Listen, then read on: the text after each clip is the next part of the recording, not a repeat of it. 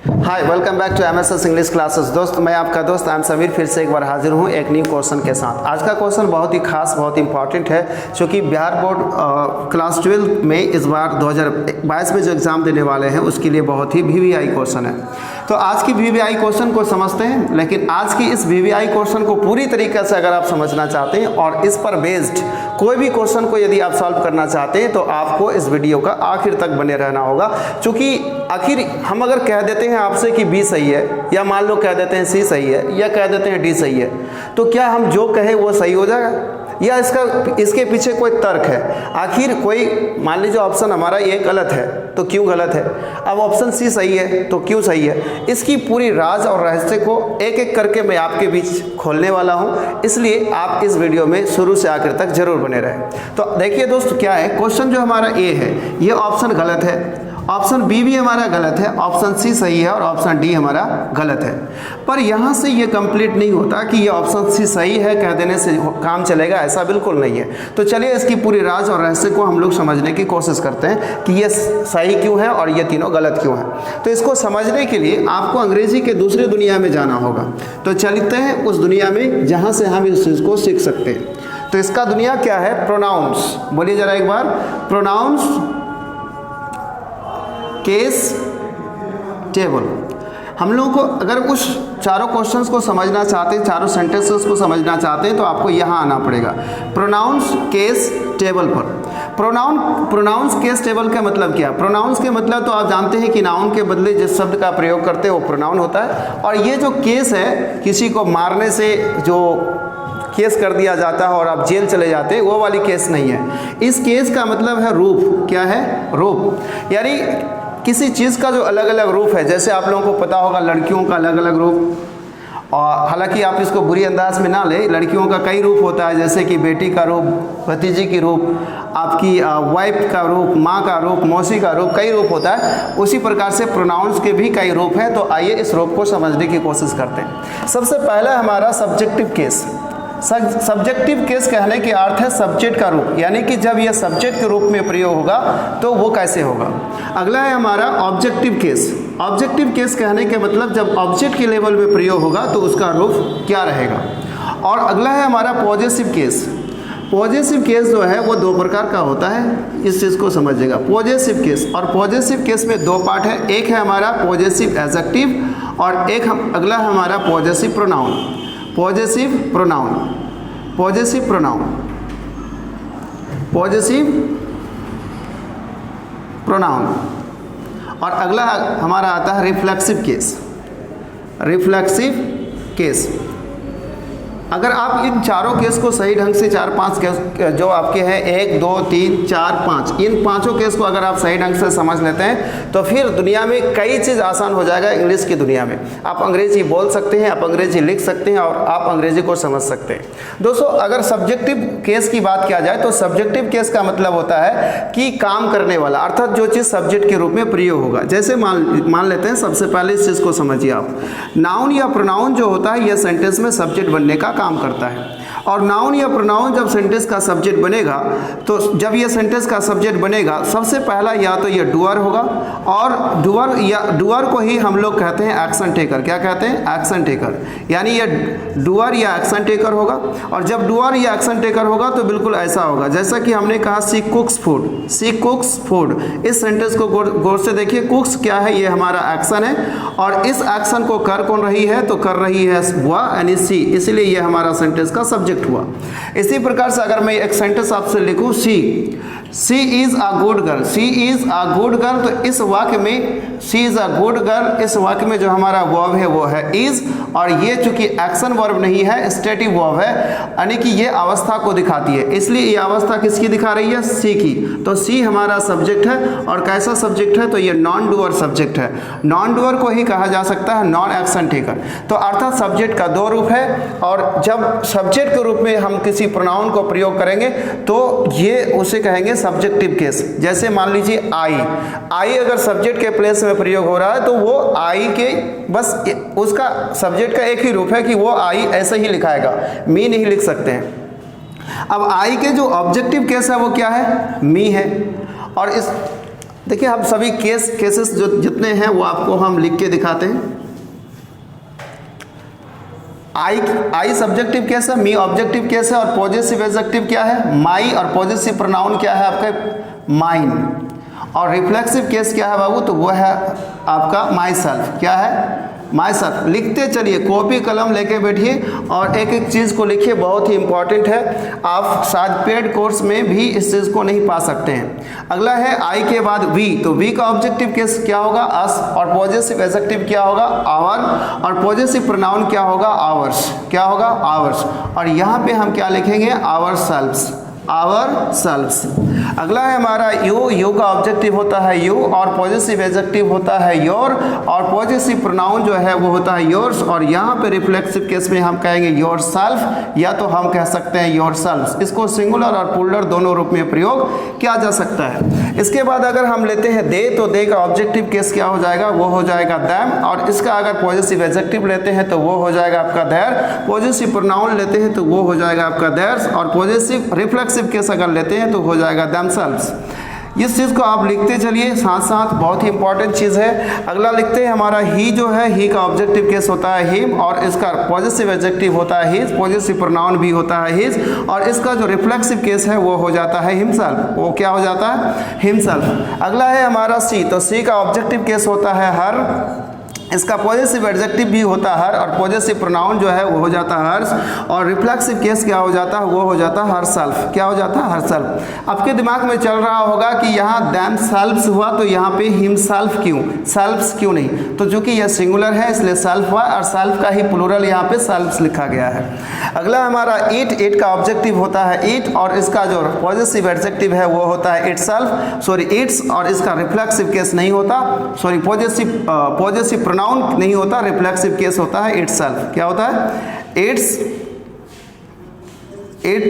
It's self. तो ये हमारा इटसेल्फ है। तो दोस्तों यहाँ पे समझने की कोशिश करते हैं। जब आप किसी भी प्रोनाउन को सब्जेक्ट के रूप में प्रयोग करते हैं तो आपको क्या लगाना पड़ता है? जैसे कि मैं, मुझे, कोई भी शब्द किसी भी रूप में, जैसे कि यहाँ पे आपको एक चीज़ दिखाते हैं, इसे मिटा दूँ, आप लिख लिए होंगे, और यहाँ पे समझने की कोशिश करते हैं। जैसे कि मान लो कि मैंने आपसे कहा कि मुझे जाना है, मुझे जाना है, तो इस सेंटेंस में देखिए तो मुझे, ये मुझे जो है, कई बच्चे जैसे ही मुझे शब्द दिखता है तो वो मी लिख देता है, तो मी लिख देना क्या हो जाएगा? गलत हो जाएगा। क्यों गलत हो जाएगा? क्योंकि ये मुझे शब्द किसके लेवल पे आया है? सब्जेक्ट के स्थान पे आया है, तो इस सेंटेंस का सब्जेक्ट बनेगा ये मुझे शब्द। तो जब सब्जेक्ट बनेगा तो मुझे का इंग्लिश क्या होगा? आई होगा, इसलिए आपको लिखना होगा आई। तो कहना है I have to go, I have to go, यानी ये सेंटेंस, ये वाली सेंटेंस मेरा सही है। जैसे मैं कहता हूँ कि मैं अंग्रेजी पढ़ाता हूँ, मैं अंग्रेजी पढ़ाता हूँ, तो इंग्लिश, डायरेक्ट इंग्लिश लिख रहा हूँ, आई टीच इंग्लिश।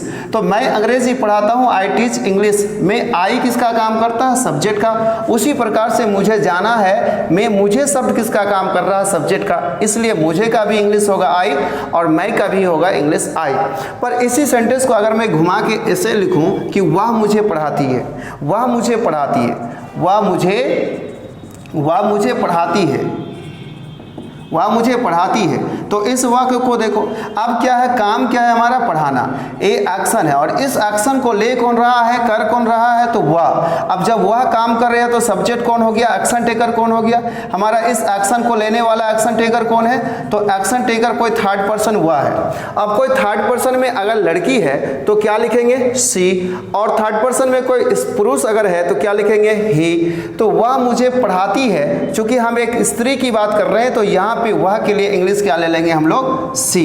तो यहाँ पे क्या हो जाएगा हमारा? सी। और सी पढ़ाने का इंग्लिश होता है टीच, तो यहाँ पे हो जाएगा सिंगुलर सब्जेक्ट है इसलिए टीचेस, और इस मुझे के लिए अगर आई लिख देंगे तो क्या हो जाएगा? गलत हो जाएगा। अभी जस्ट एक इस सेंटेंस से पहले मैंने मुझे के लिए लिखा था आई, पर यहाँ पे आई लिखने पर हो गया एतराज। आखिर ऐसा क्यों? क्योंकि वहाँ सब्जेक्ट, देखो तो बाबू, सब्जेक्ट के प्लेस में अगर लिखेंगे तो आई, ऑब्जेक्ट के प्लेस में लिखेंगे तो मी। देखो तो काम हो किसके ऊपर रहा है? मुझे। वह मुझे पढ़ाती है, यानी पढ़ाने के काम मुझ पर हो रहा है। तो ये जो मुझे शब्द है ये अपने आप में क्या है? रिसीवर ऑफ एक्शन है। क्या है? रिसीवर ऑफ एक्शन है, यानी एक्शन एक्शन के प्राप्त करने वाला है, ना कि एक्शन को लेने वाला है। ये एक्शन को प्राप्त कर रहा है, ना कि खुद एक्शन ले रहा है, इसलिए ये ऑब्जेक्ट है। और जब ऑब्जेक्ट है तो ऑब्जेक्टिव केस आपको लिखना पड़ेगा। तब क्या लिखना होगा? मी। कुछ आपको समझ में आ रहा होगा, मज़ा भी आ रहा होगा। लगे रहिए, आगे बढ़ते हैं। चलिए, तो ये सब्जेक्ट और ऑब्जेक्ट की खेल को आप समझ गए होंगे। चलिए इसे मिटाते हैं, अब अगला देखते हैं। तो यहाँ पे दोस्त हम लिखे थे पॉजिटिव केस। क्या लिखे थे? जो मिट गया था, चूंकि जगह का कमी है, तो पॉजिटिव केस में हमने आपको क्या कहा था? पॉजिटिव केस का मतलब होता है रिलेशन बताएगा। क्या करेगा? ये रिलेशन बताएगा, यानी संबंध बताएगा। रिलेशन या क्या बताएगा? पोजीशन, यानी या तो अधिकार को दिखाएगा या तो किसी के बीच संबंध को बताएगा।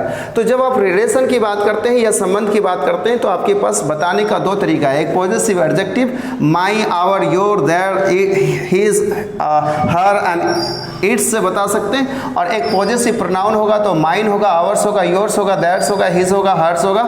तो इस प्रकार से आप दोनों रूप का प्रयोग कर सकते हैं। तो कब कौन सा होगा, क्या कंडीशन होगा, उससे समझते हैं। तो आपको ये पता चल गया होगा कि पॉजिटिव केस, पॉजिटिव केस के मतलब जैसे कि किसी ने कहा कि वह मेरी बहन है। जैसे कि यहाँ पे देखो, वह, बोलो, वह मेरी बहन है। तो वह मेरी बहन है, इस वाक्य को देखिए, वह मेरी बहन है। तो यहाँ पे जो है ये बहन एक नाउन वर्ड है ये, और यहाँ पे कह रहे हैं कि ये बहन किसकी है? मेरी है। तो एक संबंध दिखाया जा रहा है, एक रिश्ता दिखाया जा रहा है। इसलिए यहाँ पे जब भी संबंध, रिश्ता दिखाने की बात होगी तो हम या तो पॉजिटिव एडजेक्टिव का प्रयोग करेंगे या तो पॉजिटिव प्रोनाउन का प्रयोग करेंगे। तो अब ध्यान दीजिए, एडजेक्टिव का प्रयोग होता किसके लिए है? नाउन के लिए। होता कहाँ है? नाउन के पहले। तो ये जो हमारा मेरी शब्द है पॉजिटिव एडजेक्टिव, अगर यहाँ पे बहन हमारा नाउन प्रेजेंट है तो हमको लिखना है पॉजिटिव एडजेक्टिव माई। अगर ये जो हमारा बहन ये अगर हट जाए, यानी ये नाउन ना हो, तो हम नाउन के बदले में क्या लिखते हैं? प्रोनाउन।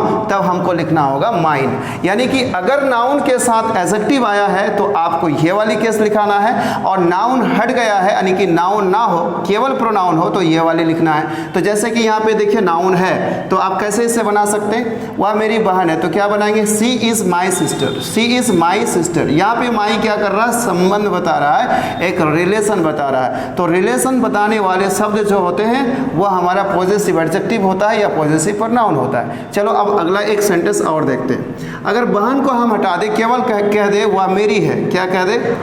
वह मेरी है।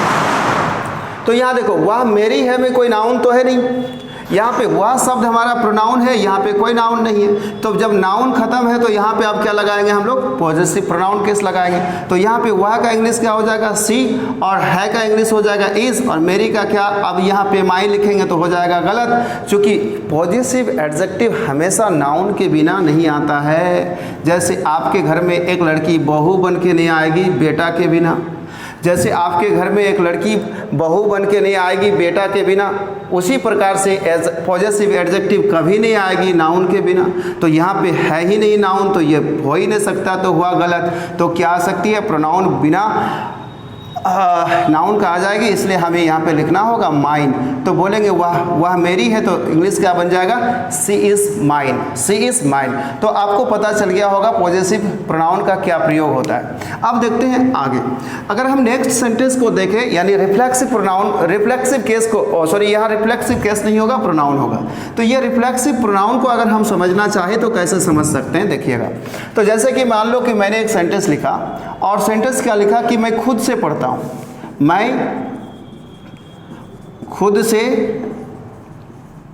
पढ़ता हूँ, मैं खुद से पढ़ता हूँ। तो ये जो हमारा खुद से शब्द है, ये शब्द किस लिए लगाया गया है? तो ये शब्द एक प्रकार से हमारा एम्फैटिक शब्द है, जोर डालने वाला शब्द है। यानी मैं पढ़ता हूँ में जोर दे रहा है खुद से, ये बता रहा है कि ये पढ़ने का काम जो मैं करता हूँ वो खुद से करता हूँ, इसमें किसी की मदद नहीं होता, यानी कोई मदद नहीं करता, वो काम मैं खुद कर लेता हूँ। तो खुद, अच्छा ये खुद रिफ्लेक्सिव केस, इसका रिफ्लेक्सिव प्रोनाउन क्यों नाम रखा गया समझिएगा। अगर आप एक स्टिक लेते हैं हाथ में और उसको ऐसे घुमा के बैंड कीजिएगा तो जैसे छोड़िएगा वो सीधा हो जाएगा, और सीधा कैसे होगा? अपने आप होगा। तो यहाँ का मतलब है अपने आप, यानी कोई काम अपने आप करना, कोई काम अपने आप कर लेना, खुद से कोई काम को कर लेना, खुद ही किसी काम को कर लेना। तो जो सब्जेक्ट होगा उसी का ही रिफ्लेक्सिव प्रोनाउन का प्रयोग होगा। जैसे मान लो कि मैं खुद से पढ़ता हूँ तो आई का इंग्लिश हो जाएगा, सॉरी मैं का इंग्लिश हो जाएगा आई, और पढ़ने का इंग्लिश हो जाएगा रीड या स्टडी, कुछ भी लगा दो, और खुद से का इंग्लिश क्या हो जाएगा माई सेल्फ। तो आई रीड माई सेल्फ या I study my self, I study my self. Read और स्टडी दोनों चीज़ में अंतर है। रीड के मतलब होता है जैसे न्यूज़पेपर वगैरह को केवल पढ़ के छोड़ देना, और स्टडी के मतलब होता है अध्ययन करना, देखना कि ये किस रूप से हुआ, क्यों हुआ, उसकी अध्ययन करना स्टडी कहता है। तो आई स्टडी माई सेल्फ कह सकते हैं या आई रीड माई सेल्फ कहते हैं। तो ये आपको, मैं आशा करता हूँ कि ये चारों पांचों रूप जो है आप पूरी तरीके से समझ चुके हैं। अब अगर मैं उस क्वेश्चन में जाऊँ तो आपको समझ में आएगा। चलिए ध्यान दीजिएगा। अब क्वेश्चन क्या था? क्वेश्चन था हमारा ही इज एज गुड एज, यहाँ पे मी था, मी, माई, आई और माई सेल्फ था। अब समझते हैं, हमने कहा था माई सेल्फ गलत होगा। क्यों गलत होगा आपको पता चल गया होगा, क्योंकि मैंने कहा था ये माई सेल्फ का प्रयोग तब करेंगे जब सेंटेंस का सब्जेक्ट आई हो और आई एक एक्शन टेकर हो, आई कोई काम कर रहा हो और वो बताना ये चाहता हो जोर देके कि मैं ही उस काम को खुद से करता हूँ, तब माई सेल्फ की प्रयोग होता है रिफ्लेक्सिव प्रोनाउन का। यहाँ तो ऐसा कोई जोर दे नहीं रहा है, यहाँ कहता है कि वह जितना अच्छा है उतना मैं, वह जितना अच्छा है उतना मैं, या मैं जितना अच्छा हूँ उतना वह। तो यहाँ पे तो दोनों की चर्चा हो रहा है और दोनों की बराबर चर्चा हो रहा है, तो रिफ्लेक्सिव केस का तो प्रयोग नहीं हो सकता, ये तो हुआ गलत। आपको समझ में आया?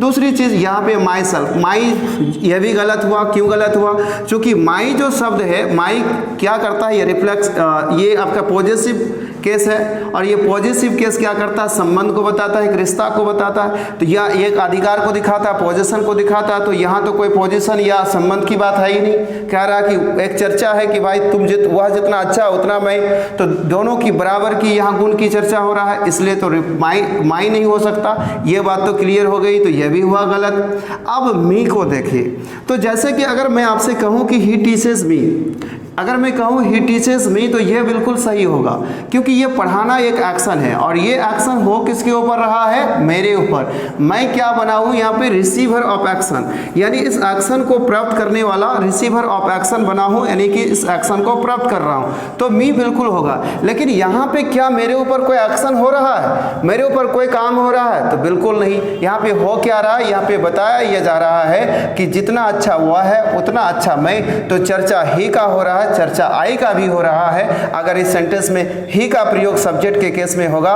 तो आई का भी प्रयोग सब्जेक्ट के केस में होगा, और इसलिए ये आई सही है, बाकी सब गलत है। मुझे उम्मीद है कि आप इस वीडियो को पूरी तरीके से देखे होंगे और समझे भी होंगे।